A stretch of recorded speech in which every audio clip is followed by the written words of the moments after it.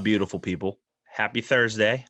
It is Thursday. I have to look at the date.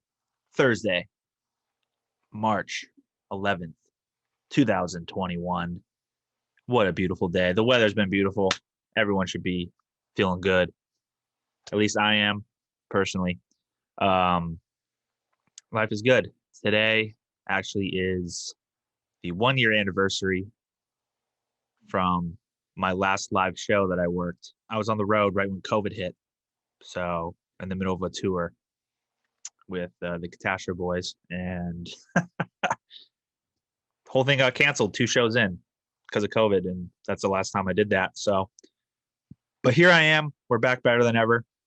Let me check. I just ate some barbecue chicken. Make sure I might have some barbecue sauce on my. No, I'm all good, but I just ate dinner, and I'm recording this intro because for episode 26, I didn't really intro Shawn in. We just kind of went into it because he's a professional, and I didn't want to waste his time. Episode 26 was Shawn O'Connell, who is the managing director for Cinema Blend and the co-host of Real Blend, which is his podcast. You can see him on NBC, hear him on the radio. He's the author of Release The Snyder Cut book, which I have here. I'm currently reading it. I'm hoping to finish by the time Zack Snyder's Justice League hits HBO, which I will. But he's the author of that, and he's writing a book called With Great Power. He's based in Charlotte, North Carolina. This one was a ton of fun.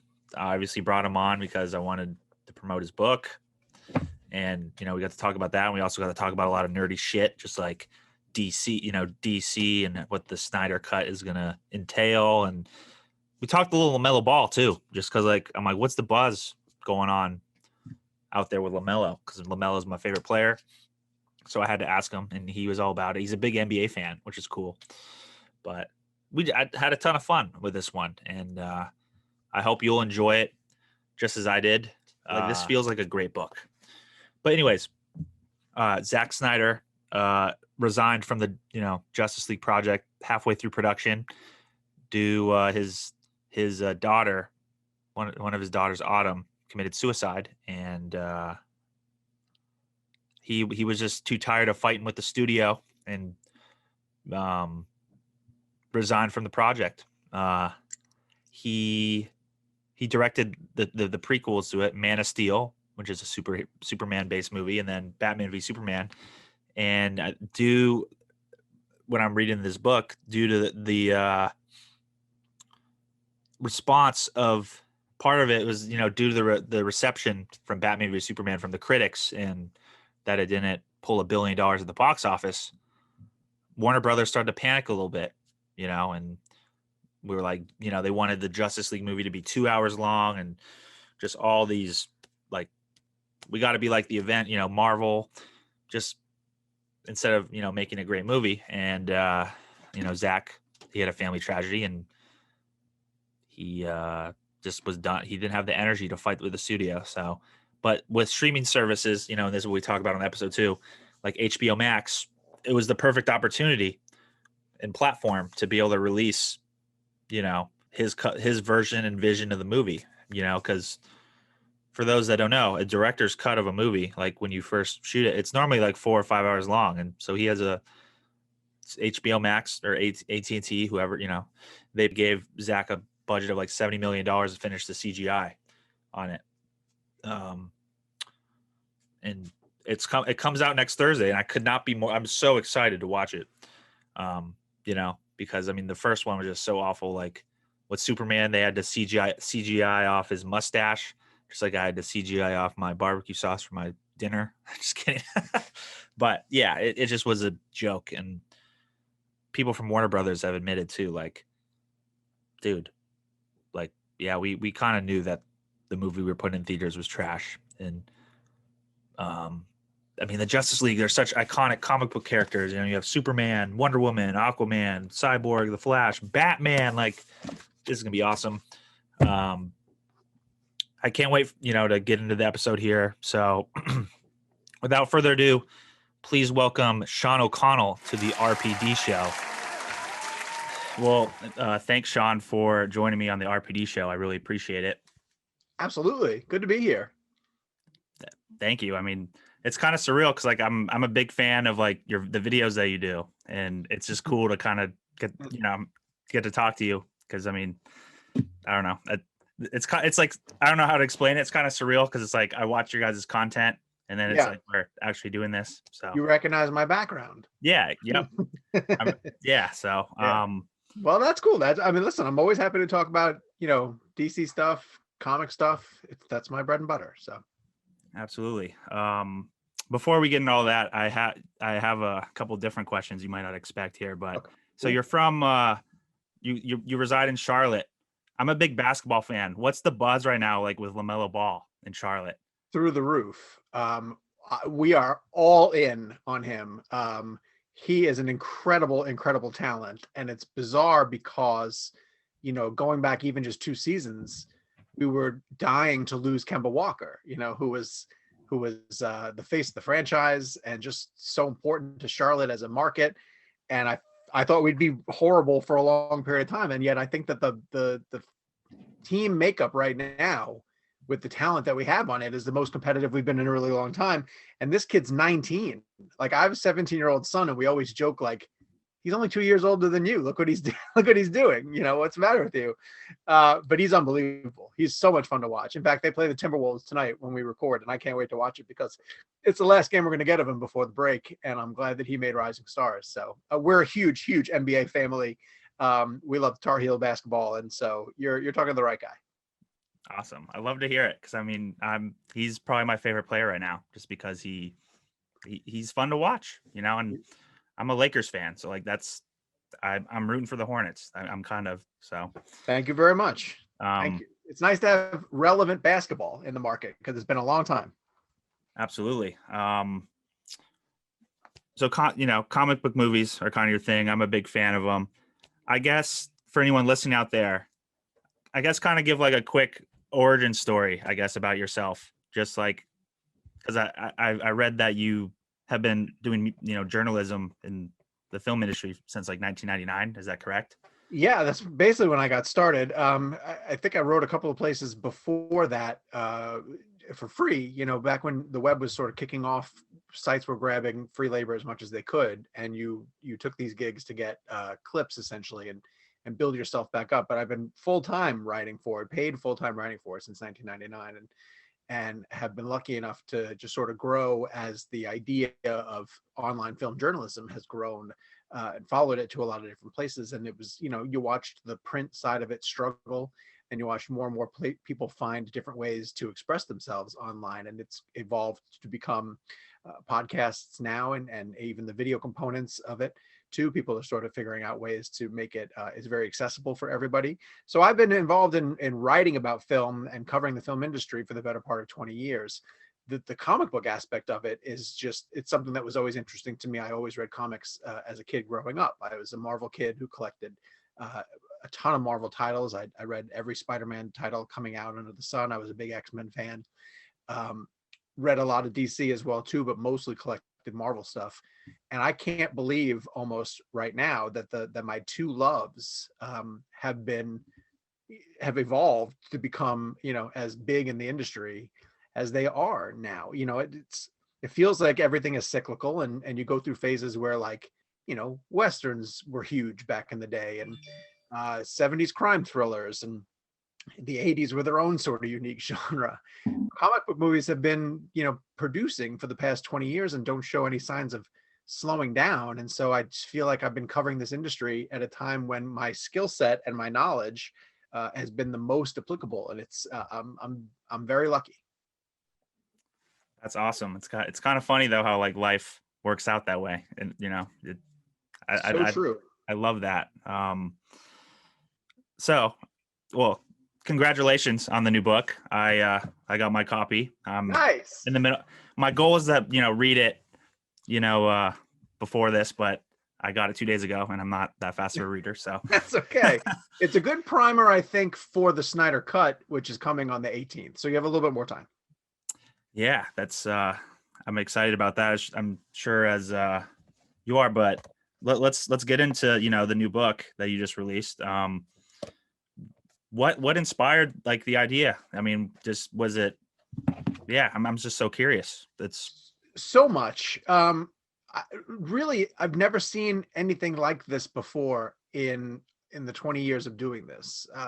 It's really like we pay so much attention to these blockbusters that we are highly anticipating, and I can't think of another one. The only other one that really jumps to mind would be Phil Lord and Chris Miller leaving Solo, a Star Wars story, like in the middle of production on that. Like that's a massive Star Wars movie that lost their directors. But these blockbusters tend to not lose their directors, especially so late in the process. And for Zack Snyder to walk away from a Justice League movie, the first Justice League movie, the first live action Justice League movie, was a massive, massive story. And then to have him get replaced by Joss Whedon, who at the time was like the competitor, across the street, he was Marvel's top guy, was also a massive story. And so those elements alone I found to be really fascinating. And then the movie being as bad as it was, I found to be really fascinating. The theatrical cut being what it was. But then it was the more as I dug into, the people in the movement, the people who were part of the Release the Snyder Cut movement, and the reasons why they fought so hard for 3 years to defend Zack and to fight for his cut. I just really got swept up in their story. And I really wanted to document it. It felt like something that I was compelled to just put down on record and capture what these people did. And this was even before I started writing this book 2 years ago. So when I first started it, I had no idea the cut was coming. I had no idea that they were going to succeed. And so it was a great ending to get. I was really happy that when Zack was able to announce it before the book went to print. But I was going to try to tell this story regardless of whether the Snyder Cut was coming or not, because I thought that in this time frame, the people in the movement were really putting their best foot forward and trying their best to fight for this cut of this movie. And it was unlike anything I'd seen before. It's definitely a moment in film history, I believe. I mean, I haven't been around that long, but I've never seen anything like it, and I'm glad that you're able to tell your story and share the knowledge of it. I'm really excited to dive into it. Well, I think a lot of times too, the studios almost think that like they're just going to weather the storm. Like when there's a controversy, when there's fan uproar, when there's been some sort of behind the scenes meddling, the studio can play the long game and say like, well, ultimately the fans are going to stop. Eventually they're going to give up and move on to the next thing. And more often than not, that's what happens.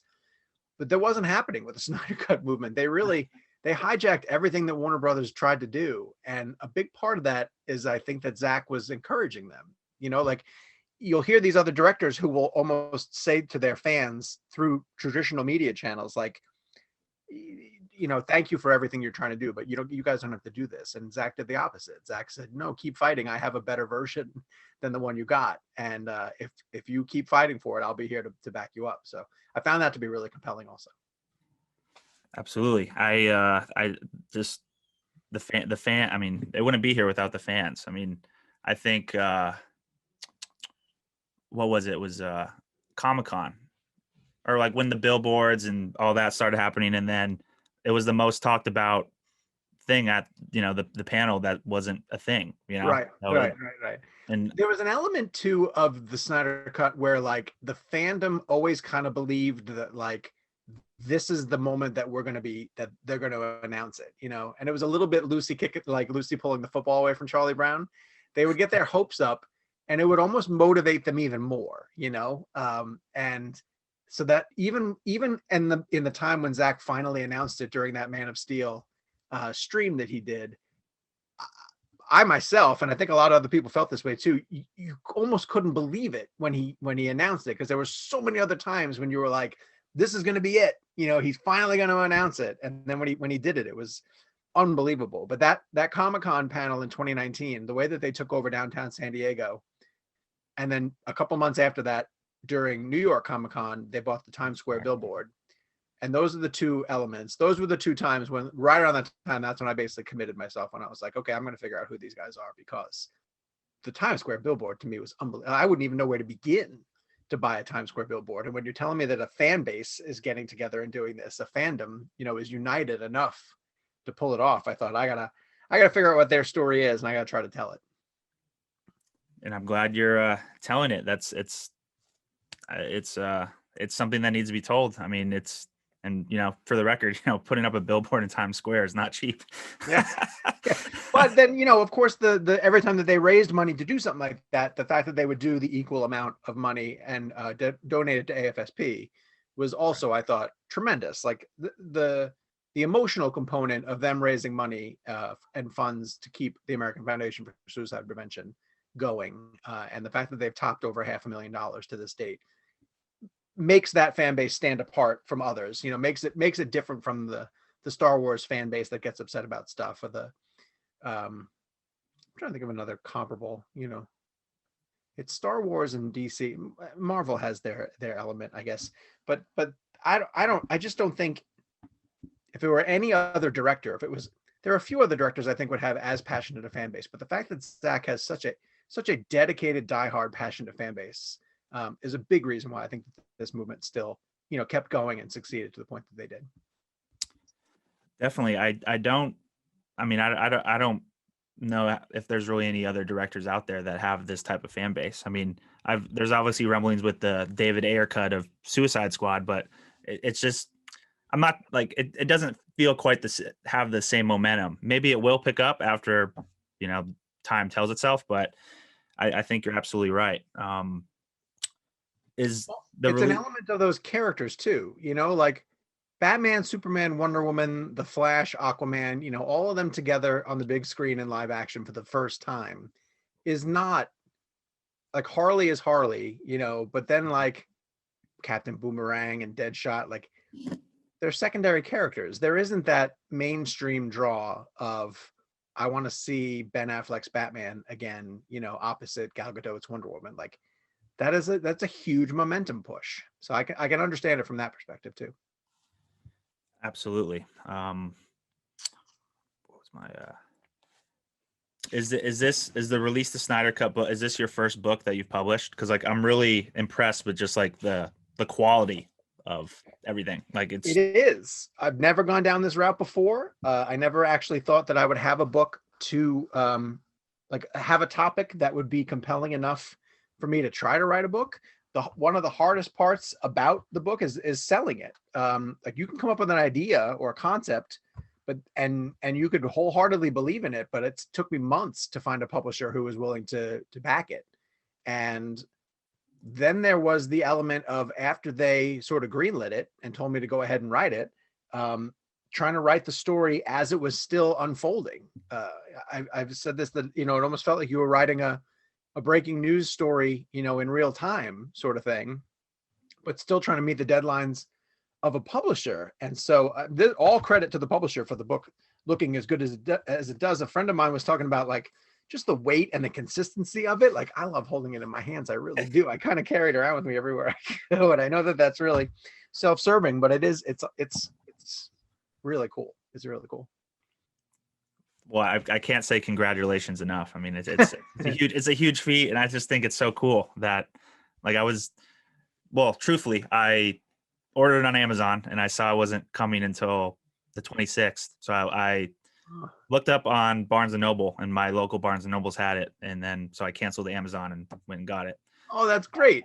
Listen, I love that it's in some stores, because it's not in any of the Barnes and Nobles around me where I live either. The closest one is like 45 miles. I hope that they eventually stock it and put it on the shelves here, because I would love to just walk into one of the bookstores and be able to pick it up and say that I bought it there. So that would probably be a very surreal feeling, I bet. I would imagine. Yeah, I'm looking forward to that. That's cool. Listen, I hope you enjoy it. I appreciate you supporting it.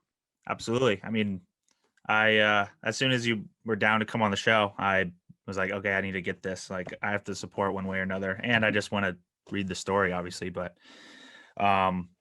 let's get into the Snyder Cut itself. Nice. Where is your anticipation level at this point? Because we're only a couple weeks and some change away. Are you excited? It's officially at a 10 out of 10. Yeah. Yeah, it really is.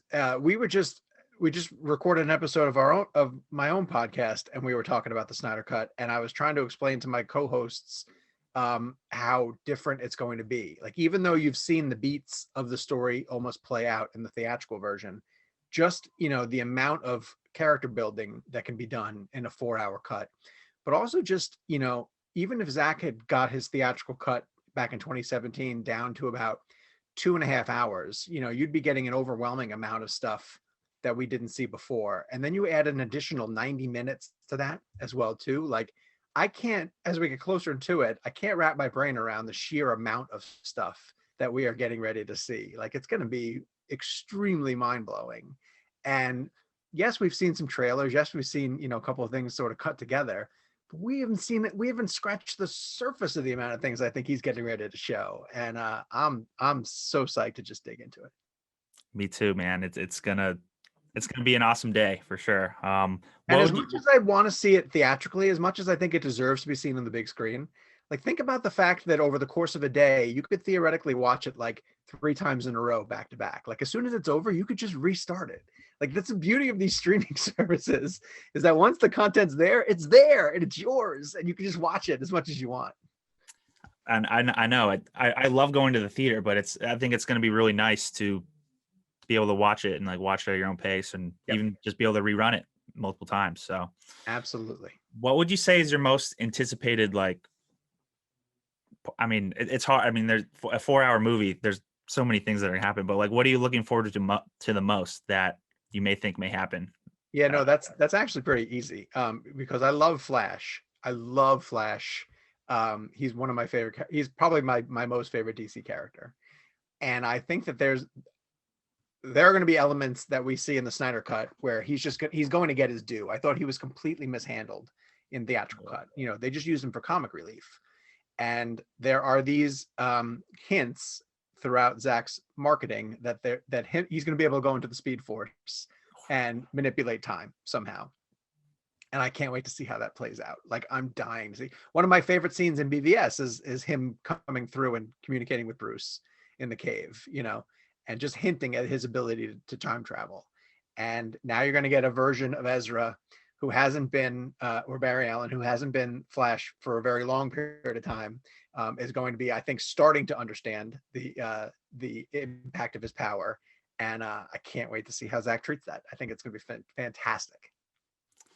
that's definitely what I'm looking forward to as well, just because his character was not done justice. No pun intended, but Yeah. he it'll be interesting. I mean, with all the characters, because just what the story is about. The tragedy of the death. Superman's death, and I think it's gonna be really interesting to see how these characters deal with kind of that grief. Well, not all of them because they haven't, I guess, interacted or met him technically, but I'm really curious to see Batman, how because he was even kind of quirky and treated as a joke, with jokes in the theater. It was like, what? That's not Batman. Like, I know. I know we could go on and on, but like, It's such a drastic shift from the way he's portrayed in BVS. And, I honestly think Affleck is the best Batman that we've ever seen.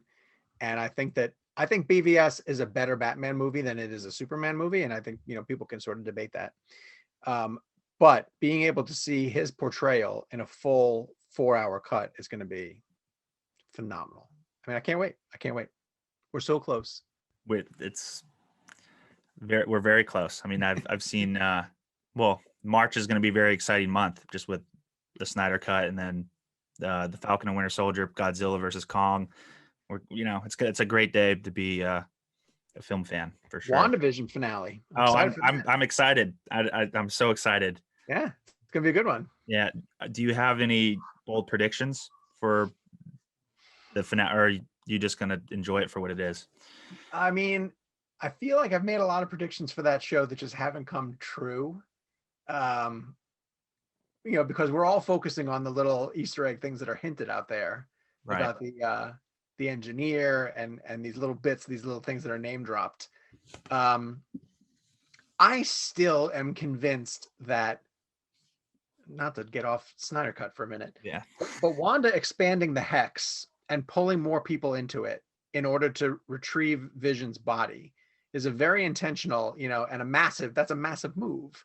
And I don't know why you include it unless you want the repercussions to that action to be pretty significant, and it's proven that people who go through the hex, like Monica, they get their cells altered. And I have bought into a notion that is somehow going to be the creation of mutants in the MCU. That innocent people that got pulled into the hex are going to be changed in some way, shape, or form. And similar to the way that mutants in the comics, they're a little bit upset about the fact that they're born with this mutation. This is just a way to sort of alter of people being upset about being a mutant and being different because they didn't choose to be pulled into Wanda's hex. I think. I don't know, because I also do want to know who Jimmy Woo's witness protection program person is. Like that got name dropped and then forgotten. So I want to see if we get an answer to that. Maybe, they threw it way over our heads for a reason, because there's been so many nuggets in the show. But there's a lot. I'm excited. I'm like, today I was like, oh, it's already Wednesday, only 2 more days. Let's go. But yeah. But going back to the Snyder Cut, didn't mean to go off. Okay. But hey, it's no need to be divided. It's all good content.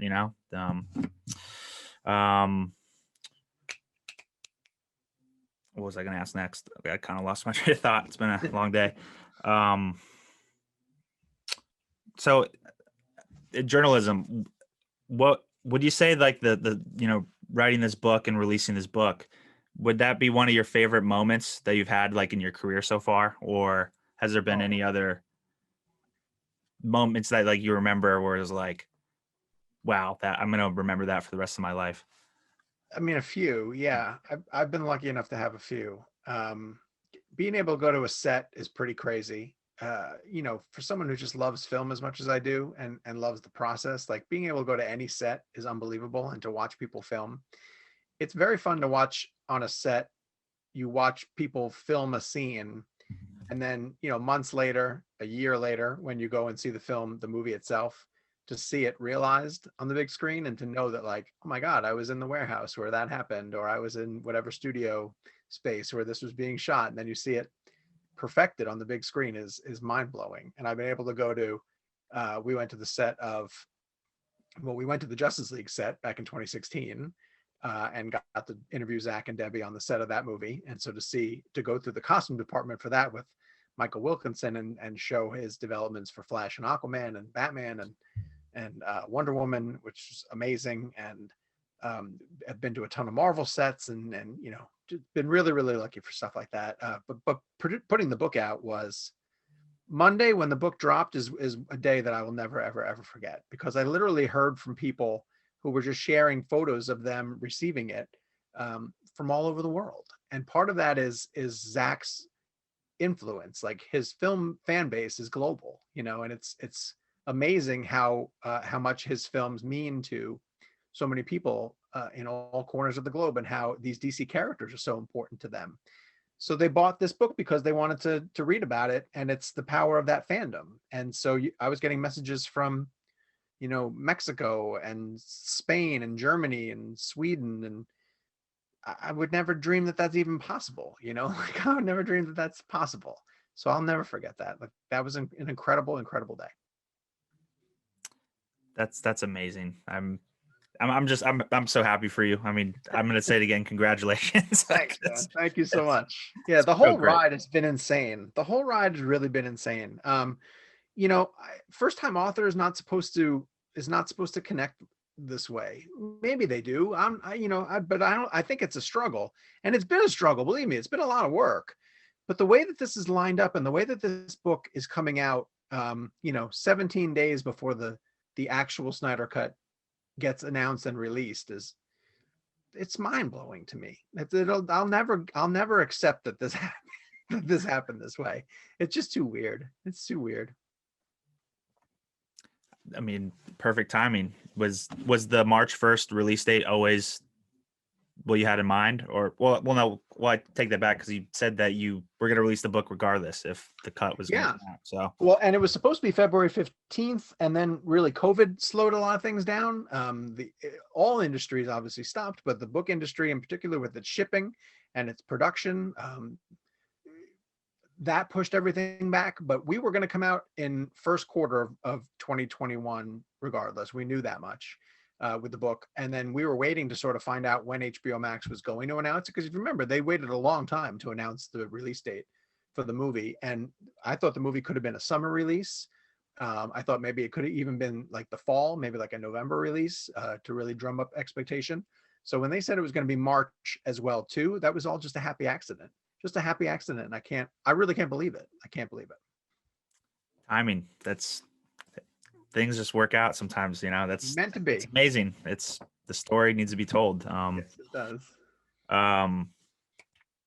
What were some of the biggest obstacles though, and like headaches, I guess, because like not many people out there know what it's like to be an author or publish your own book. So I mean, was it just the pressure of like a deadline, or just getting everything together, or what were some headaches you may have run into that you're willing to share? Deadlines aren't that much of an issue because I write to them every single day. One of the biggest challenges was just that the studio didn't want to help. Like they had no interest in, because when I started this, they didn't want to even acknowledge that the Snyder Cut was a thing. And I've got really good contacts at Warner Brothers, like good friends of mine who I've been working with for years, who just said like, good luck, we wish you luck in telling the story, but we can't help you at all. And you know in this situation, you want the studio to almost help you set up as many interviews as you can, and you want to be able to get access to different places. And even a lot of people who I spoke to that were like, okay, well, what's the studio's opinion on this? Because they didn't want to, tick the studio off in any way, shape, or form, or potentially work with the studio down the line. And then on the fan side, it was a challenge to get the fans to open up to me and to really trust that I was going to do right by their story, because they'd been burned by the media before. So it took a long time of selling people on the book and on myself that I was going to really do justice to the story and to really get to the heart of what was going on, because I think a lot of people in the movement felt that they had been manipulated by the press up to that point. So I had to really sell myself as much to the fan base as much as I was selling the book to potential publishers. It sounds like quite the obstacle. I mean, but that's part of the fun though. Yeah. Honestly, that's part of the fun. I like the process of sending out pitch emails and tracking people down. There's a little bit of that, that's a big element of journalism, of chasing after a story, and you get these little wins along the way, like you single out a couple of different people, like, oh, I really got to talk to them. I really want to get to them. And then when you do, that's a huge win. So you end up experiencing like a series of 40 to 50 wins along the way.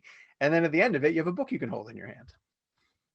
I guess that's what keeps you moving. It's like a snowball effect almost, right? Like it's just the counting up the wins and keeping it moving. That's great analogy. It's a great analogy. That's amazing. I've got a question regarding, I guess, kind of Zack Snyder. Just like, do you think, obviously his films have such a impact on people. Do you think it's more of this really happened because of more of obviously there's enough. Did this happen because like people, because often with online like person, people, they fall in love with who these people are, and all that. Do you think it's more they're a huge fan of their work, but they also realize what a great guy Zack is and all that? Or what do you think makes these people ride so hard for him? I guess what I'm trying to ask.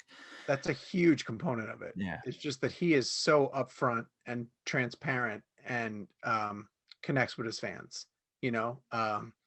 He seems to just be a stand-up guy, and he seems to really, whenever he lets himself show off who he is, it resonates and it connects with fans. There's a couple other filmmakers you could think of. Edgar Wright, has a tremendous fan base because he just seems to be pretty straightforward, pretty stand up. He's available on social media and his fans can access him. Kevin Smith is another guy who's really cultivated his audience and grown out his fan base, and people have really responded not just to Kevin Smith's films but to who he is. I think Zack absolutely has that. There's plenty of other filmmakers who are like a Christopher Nolan, who's pretty standoffish. might be a really nice guy in person, but seems to be somewhat aloof and does things a certain way. Tarantino is another guy who, feels like he'd be at a drive-in with you, and shoot the shit over genre films. But absolutely the personality that Zack puts forward, I think is one that people really like to get behind.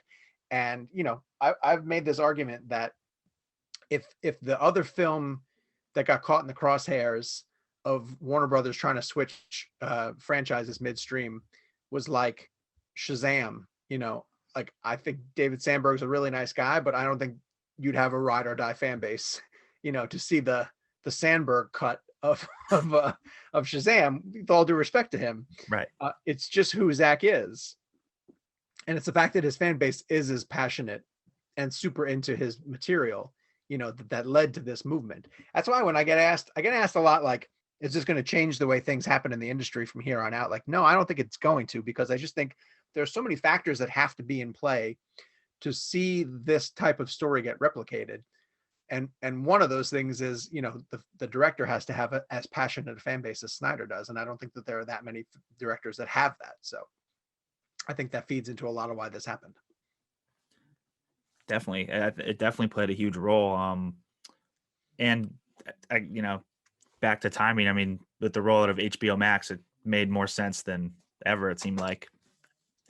Oh, if we didn't have streaming services, we would not be getting the Snyder Cut. Like, I'm really confident in saying that. Like, especially the way the COVID has messed up theatrical distribution and pushed everything back. If Snyder was trying to get a theatrical window for his movie, it would be years before everything had been ironed out. Look at huge franchises that have a lot of money resting on them, like the Bond franchise. Bond franchise, beyond its own film, has, sponsorship deals in place with things that have to show up in their films, and, the next movie that's coming in the franchise. And Sony has big ticket things like Ghostbusters and Spider-Man, and Warner Brothers had to cut a deal with HBO Max to get its own theatrical stuff like into theaters. And like, the theatrical model is messed up for years to come. And so without streaming, I don't think the Snyder Cut would have a natural place to go to. And so HBO Max came along at a great time. Definitely. Do you think the movie theater model will ever get back to where it was, or do you think, I mean, just because of COVID and then the way, I mean, I feel like every big company has a streaming, their own streaming now. I feel like. Yeah, I kind of feel like, and I don't know, this is going to take a little while to shake out, but I almost feel like movie theaters, they're never going to go away. They're always going to exist, but they're really just going to be there for big ticket items. That mid-budget, character-driven type stuff is going to exist on streaming in some way, shape, or form. Examples of that kind of remind me of like The Little Things, that's playing on HBO Max now with Jared Leto and Denzel Washington. Like, that's gonna have a really hard time finding a spot in a theater. And so to that end, I could almost see the 24 screen and 22 screen multiplexes shrinking down to like a 10 screen type thing. Because why do you need 24 screens if you do 10 to 15 and you have Black Widow on half of them, and Godzilla versus Kong on the other half, and people go out to see the big ticket, blockbuster type items. It almost becomes like a concert type thing. But I think you're going to have a hard time finding indies, mid-film type things. I think that they're going to start living on streaming moving forward. I agree. I think, I mean, it'll be interesting to see how it plays out, but at least from my perspective too, it's like, I was just thinking what you're saying. It's like, what movies that, do I really want to go to the theater now? I mean, I miss it, but I don't know, it's changed the game. It's like, oh, I could just watch it at home, and you'll have a component of directors who are always going to fight to see their stuff shown in a theater. But when we have Scorsese and Fincher, making movies for Netflix, the evolution is happening. We're watching it happen in real time. Which is, I mean, it's pretty exciting, but also Snyder's making Army of the Dead. Yeah. Snyder's making Army of the Dead for Netflix. Like, the directors that still hold the fort for theatrical screening, I think they all still love it. They all still believe in it, but they're adapting to the streaming model faster than anybody thought possible. Yeah, it's like COVID, I feel like, just obviously accelerated it. and it happens. I mean, you got to adapt to the marketplace, I guess, right? I mean, Very true. Now, could I eventually see, there's a couple of other big ticket films that are coming, and I'm thinking of like, Avatar 2. Like Cameron's not gonna let that go to a streaming service. oh, no chance. You're Yeah. going to a theater for that. And it's probably going to be a movie that warrants the big screen. They'll still keep making movies that warrant the big screen. But even something like Marvel, to bring them up again briefly, they are one of the movies that people who don't normally go to the theater would at least go say, like, all right, I'm going to go see the new Marvel movie because it's out, right? But they're showing that they can do long form television now with something like WandaVision and keep an audience hooked for weeks. They've evolved. Everybody who tells different stories are going to evolve. And so we'll just see how it continues to grow. It's going to be very interesting, to see going forward. Do you think, like going forward though with DC, I mean, there's been rumors about continuing the Snyderverse and all that. One, do you think that is going to be a thing? And two, what is your most anticipated DC project going forward? What you would say? Okay, first about the Snyderverse. I do think they're going to figure out some way to continue it because, and I think it's going to be on HBO Max.